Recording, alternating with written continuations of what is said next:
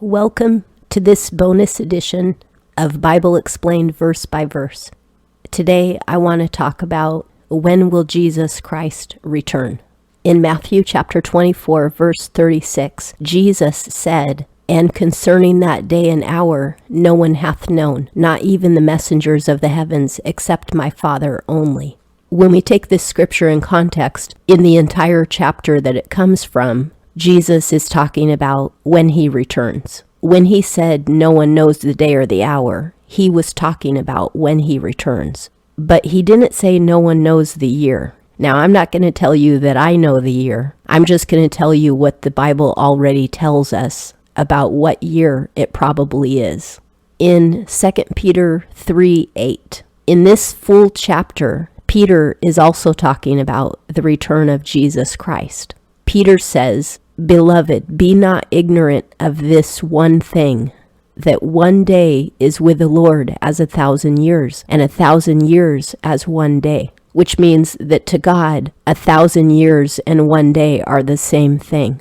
Which means that what we consider a long time is to him a very short time. But I think it means even more than that. I think that God interchanges 1,000 years with one day. And I'll tell you why. Because in Revelation chapter 20, verses 1 through 6, it describes the 1,000-year millennial reign of Christ. The millennial reign comes after the tribulation, which comes after when the saints get raptured. Christ comes back at the end of the age. The church is raptured. That's those people who are ready to go up with him. They're forgiven. They're carrying their cross. They're following him. Those people go up in the sky with him, and they disappear for 3.5 years while the world undergoes a terrible time of war and total chaos, mayhem, famine, everything. It's just going to be awful. But during the 3.5 years, other people will get saved. People that weren't ready when Jesus came, but they will get saved during the tribulation. The Bible makes that perfectly clear because Jesus warns us during the tribulation not to get the mark of the beast. And if we don't get the mark of the beast and we die for Jesus and we let them behead us for Jesus, we will be saved. So there will be martyrs during that time, during the tribulation. Then, after the 3.5 years, we have 1,000-year millennial reign. When Jesus returns to earth, this is like the third coming of Jesus. Everybody talks about the second coming, but the millennial reign is the third coming of Jesus, because then he comes back with the saints who raptured with him, and probably the ones who were martyred during the tribulation as well. And then he sets up a 1,000-year millennial kingdom on earth. And during that 1,000 years, there's no war whatsoever. And Revelation chapter 20, verse 1 through 6 describes this, that there's no war, because Satan is locked up in the pit for 1,000 years, and he's not allowed to influence man for 1,000 years. So during this time, there are people on the planet who don't really love God, but because everything good comes from Jerusalem, where Christ is reigning with the saints who have been resurrected, they will all go to Jerusalem to worship the Lord, because that's where everything comes from. Their food, their sustenance, their peace, their joy, everything they can get, they get from Jerusalem during this time. After the 1,000-year reign, then comes Armageddon, the final battle that is no battle, because Satan is let loose out of the pit, and then he instigates all the nations to surround Jerusalem and go to battle against Jerusalem to defeat Jesus. But before the battle even starts, God sends massive fire from the sky and incinerates all of them. Then comes final judgment, and that's when everybody goes before the throne of God and they get judged. And then we all enter eternity. This is described in Revelation as well, in different chapters of Revelation, and also in Corinthians, Matthew, and Thessalonians.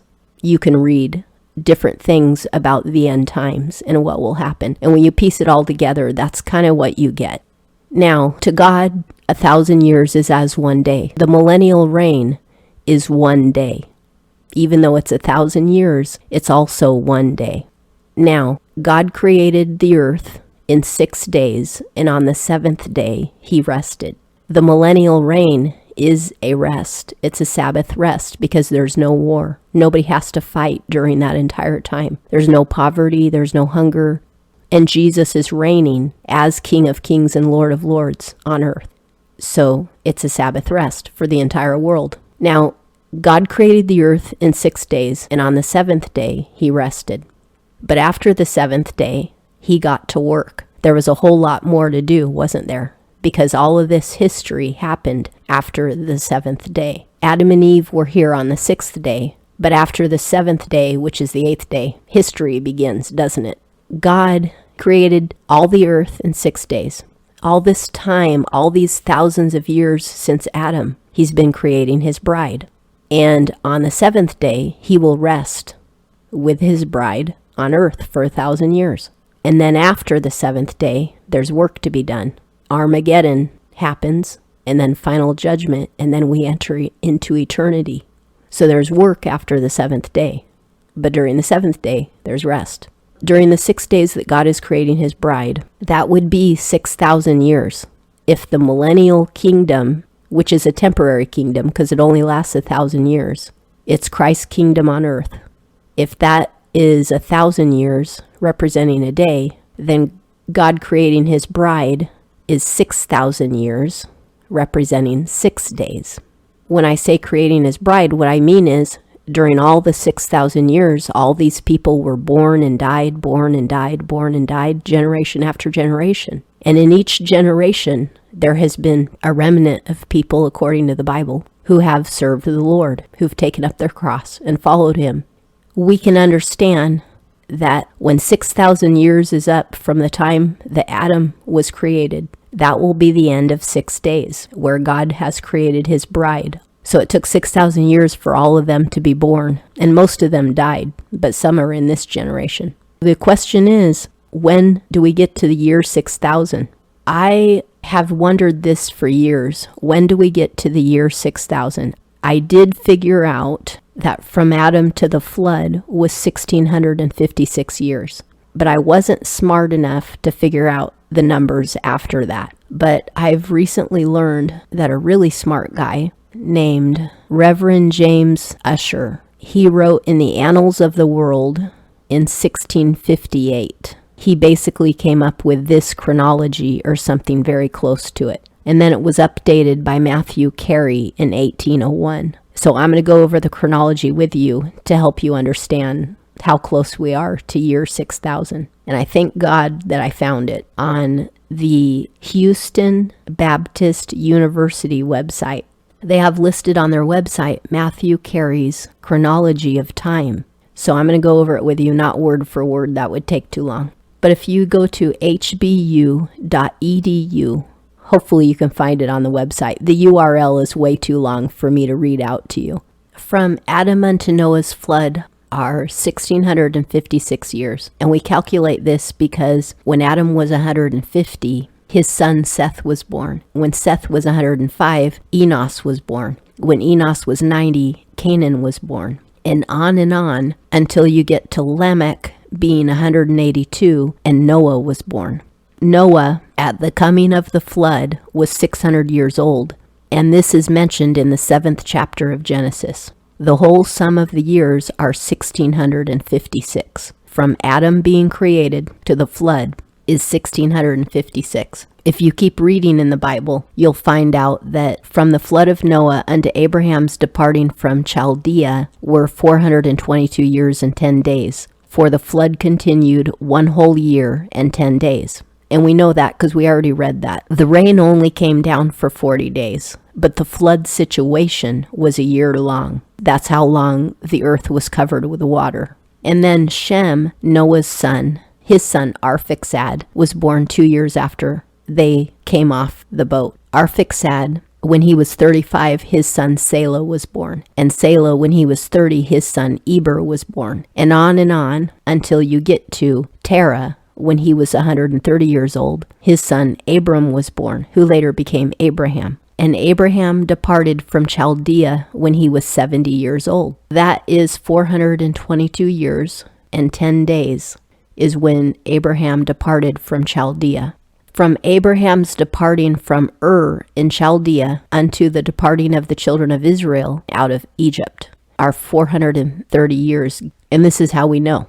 Abraham was in Charan for 5 years, and he left Charan when he was 75. And all of this is in the Bible. No one's making any of this up. All of this is in Scripture, and much of it we've already read. Then, when Abraham was 100 years old, Isaac was born. That was 25 years after Abraham had left Charan.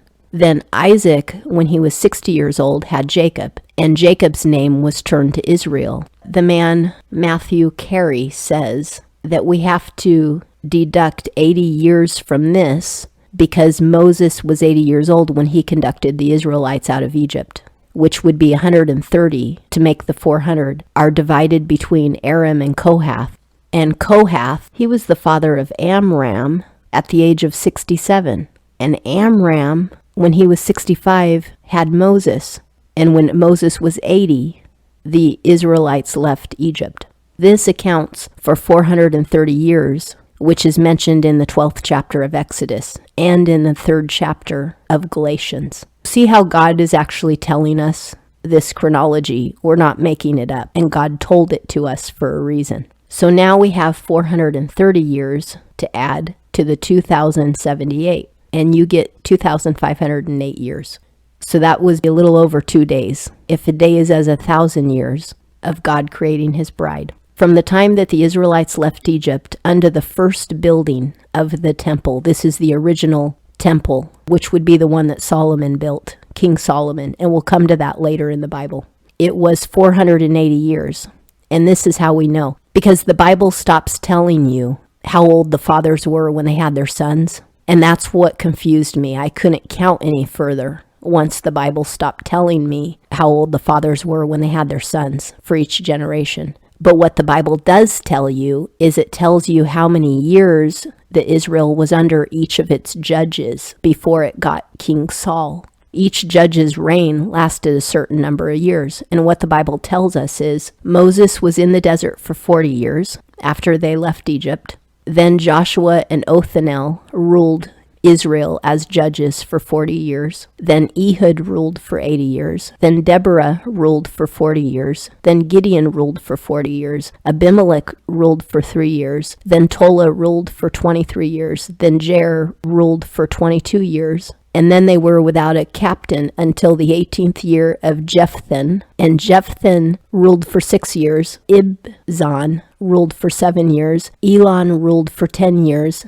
Abdon ruled for 8 years. Samson ruled for 20 years. Then after that, Heli was a judge and priest for 4 years. And then Samuel, a prophet, and King Saul reigned for 40 years. And then King David was anointed king, and he ruled for 40 years. And then Solomon, in the 4th year of his reign, he began building the first temple. Up until that point, the Ark of the Covenant was in the tabernacle, which was a big tent. But at this point, King Solomon built a temple for the Ark of the Covenant to be placed in. All of that time adds up to 480 years, which is mentioned in the first book of Kings, chapter 6. Now, he also added the reign of all the years of all the kings of Israel. From the first building of the temple unto the captivity of Babylon are 419 years and a half. So now we're going over the reigns of the kings in order to continue the chronology. First, the chronology started with fathers begetting sons. Then it changed to the reign of judges. And now it has changed to the reign of kings. Solomon reigned 36 more years after he started building the temple. And then Rehoboam was king for 70 years. Then Abijah was king for 3 years. Then Asa was king for 41 years. Then Jehoshaphat was king for 25 years. Jehoram was king for 8 years. Ahaziah was king for 1 year. Athaliah was queen for 7 years, illegally. She wasn't supposed to be queen, but she took over. Then Joash was king for 40 years. Then Amaziah was king for 29 years. Then Uzziah was king for 52 years. Jehoahaz was king for 16 years. Ahaz was king for 16 years.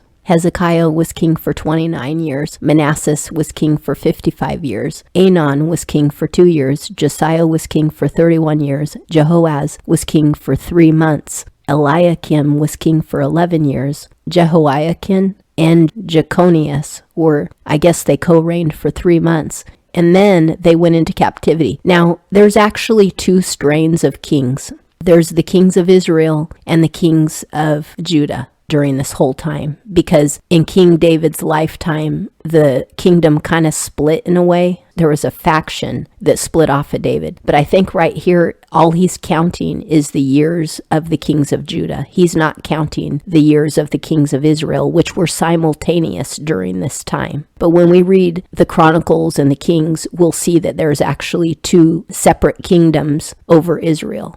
But the total of all these years, of all these kings reigning over Judah, is 419 years. Now, this is where it gets even harder to do the chronology, because you have to do it based on prophecy. The prophecy in the book of Daniel, because Daniel was told many things. His book is a phenomenal book of prophecy, and it'll be incredible when we get there.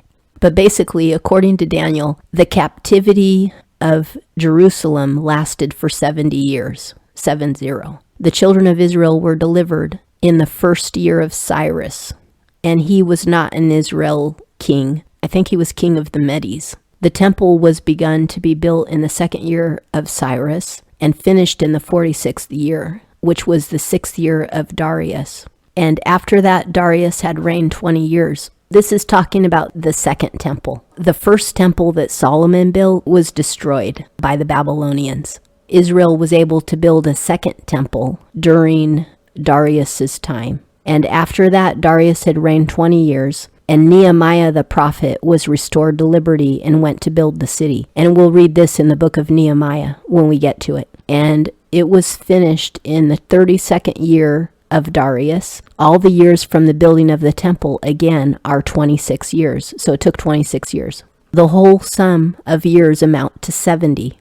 In Daniel, it says, from the re-edifying of this city unto the coming of Christ are 483 years. And this is how we know from Daniel. In the 9th chapter of Daniel, it says that Jerusalem will be built up again, and that from that time unto the coming of Christ are 69 weeks, and every week is reckoned for 7 years. You know, in the Bible, it often interchanges days, weeks, years. 69 weeks is 7 times 69 years, because each week would be 7 years long. So 69 weeks amount to 483 years, because when you multiply it by 7, you get 483. From the year of Darius unto the 42nd year of Augustus, in which year Jesus was born. Now that's Augustus Caesar.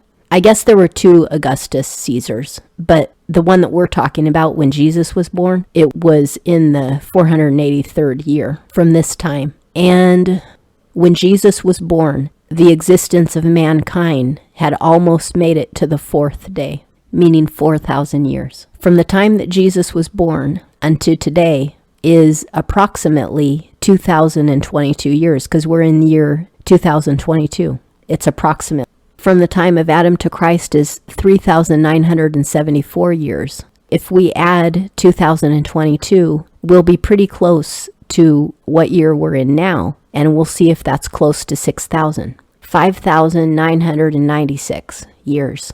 Approximately. Now, some of the math could be a little bit in error, and also we don't know what month Adam was born in. The month makes a big difference, because the first month of the year is compared to the 12th month of a year. That's 11-month difference, which is almost a year difference. Depending on what month Adam was born, that could throw us off by basically a whole year. But that's 5,996, which means if the calculations are correct, and supposing Adam was born in the same month, that means that Jesus is coming really soon, maybe in 4 years or less. I'm not prophesying, I'm just using the information that the Bible gave us. And Jesus himself said nobody knows the day or the hour, but he never said nobody knows the year. And apparently, God has given us pretty big clues about the year. It's really close. That's all I know for sure, is that it's really close. Since the millennial reign is the beginning of the 7th day, I'm theorizing that the second coming of Jesus would be 3.5 years before the millennial reign. That means that if you add 3.5 years to 5,996, you get pretty much 6,000, don't you? Which means literally Jesus could come at any minute.